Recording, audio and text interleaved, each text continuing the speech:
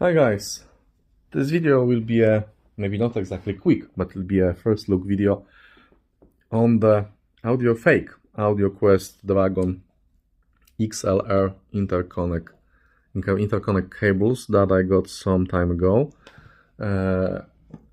These are quite expensive. I've paid $500, shipping included, for a pair of 1 meter long cables. So these are expensive, not only in my realm, not only for fake, but these are quite expensive for a real cable. I'm not counting the audiophile top-of-the-line cables that are costing as much as house or a car. So $500 for 1 meter cable. What does get you? $1,000. Okay, so let's start with this one and let's use another one later on. Okay, the cable. The cable is actually 3 cables running in parallel for hot, cold and ground connectors of XLR. The cables are held together with plastic thingies, like I don't know how they are called in English. So let's now. Oh, it'll be a problem. Now let's snap it together again. So this is nice. The braid looks real. These are like black and black nylon braids here. The connectors are supposed to be silver plated, at least internally. I don't think externally that's silver, because it would look bad when it will oxidize and get black. The printout on the connector is very high quality. As you can see, all of the lettering is very sharp. Also, this pressed AudioQuest logo looks very, very nice. Yeah, on the other side we have a screw holding the plug together, and again very nice printout.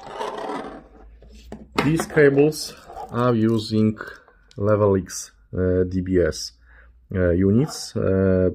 This unit has actually 2 sets of, let's say, DBS inside, and they are both connected to the side facing the source.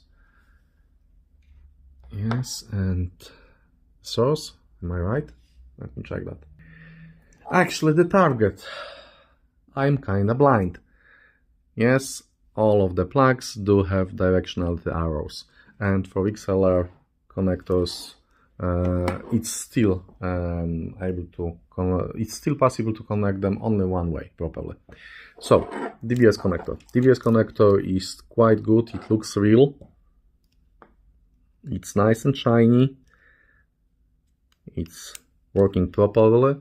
I've checked, and the wiring inside is okay, and the DBS is connected the right way, meaning exactly as in AudioQuest patents, to the internal lines in the cable. Okay, let's talk about the measurements. Yeah, the cable is coming with a nice AudioQuest zipper box. It looks original. That's it. I can't tell if it's fake or not, but it looks like original ones. Altogether, it's like altogether it's like 18.7, and each one of them is 7.8 millimeters thick. Okay, now let's take a look inside the cable. The cable comes with plastic protectors on the connectors, because they can be scratched, maybe not so easily, but still. The plug has a housing that's metal, but it's not magnetic. I've checked that, and as you can see, the screw holding these 2 parts together is really solid. It's the biggest screw for a cable plug that I've seen in my life. but it works well, and it's just one screw to hold this together, like that. Because on this side you have 3 cables together entering the plug, and here you'll have XLR connector. Okay, about the cable, let's take a look inside. Okay, so that's the XLR connector. It looks good. It probably is silver plated. I've been using it shortly, so it didn't start to get black, although my fake AudioQuest 12 cables are already getting some oxidization. Now let's take a look inside.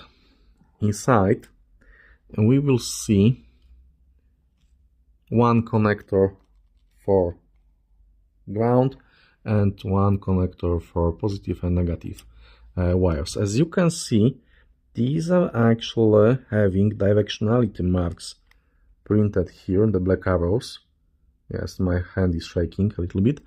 And inside you can see a solid core wire.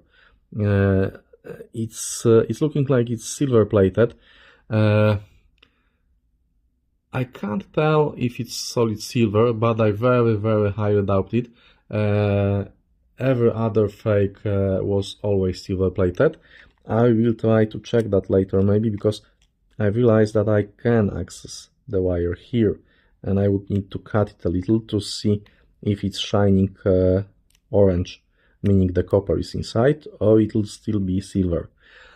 Okay, so what's interesting here is that we have AudioQuest famous AV tubes here, meaning that the cable is not touching everywhere the isolation, but it's placed in a tube filled with air. As for the cable here, we have a braiding layer. Let's try to get a focus here. I don't know if you'll be able to see that, but we have several layers. Let's try that. Several layers of shielding and isolation, one on top of another, exactly like in the original cable, according to the AudioQuest press materials. So all in all, internals are looking exactly like I would expect them to look like based on the available materials. Several layers of shielding, several layers of isolation. And as you can see, we have a drain wire connected to shields, and it's braided together for all three cables. So all in all, this looks very real. It looks like the real deal. And the price is quite high, but still, this price is nothing compared to the price of original. As far as I remember, I think the original one for 1 meter set of XLR cables is like 50,000 euros or something like that. It doesn't really matter if I'm wrong, because it's 40,000 or 60,000. The price for original set of cables is exorbitant, and I could easily buy a house or a really good car, a really good sports car for that money. So that's about the build. What else? The cable is, let's get back to this one. The cable is rather stiff. Each one of them is pretty elastic, but once you get all three of them, it's not like that. If you'll be using this cable, you have to remember that these plugs are really long. This one, for example, is over 7 centimeters long, exactly 7.4 centimeters long, and the other one is the other one's a little bit smaller, is 7.2 centimeters. So you have to bear in mind that you have to prepare some room behind your equipment rack, because the cable won't bend right after the plug. You still need to account for a few centimeters more to be able to bend the cable. The cable is quite heavy, quite solid. It gives you very good impression on quality and workmanship, and honestly, based on the available photo and materials that are in the web, I wouldn't be able to tell this cable from the original. So that's it. How does it sound? How does it sound? The full review with sound quality is coming here to this channel, but as a quick one-liner summary, if you have watched my previous videos, the AudioQuest Well interconnect was the best sounding interconnect that I've heard and I had in my system. So the fake AudioQuest Well replaced every other cable that I had, original AudioQuest cable that I had in my system. I have two wells right now used to connect my power amplifiers to my digital to analog converter, and this one is better. This one is better. It's crazy expensive. $500, $1,000 for just one and pretty short 1 meter set of cables. I don't think I'll be buying another one because of the price.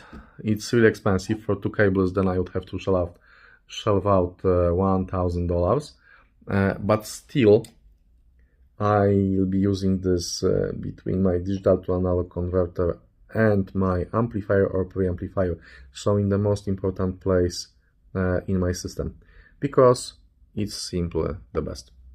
It sounds the best of all the cables that I've tested so far. But for specific sound signature info, please wait for my full video review of this cable. Stay tuned. I hope you liked this very long first look on this cable, and see you soon.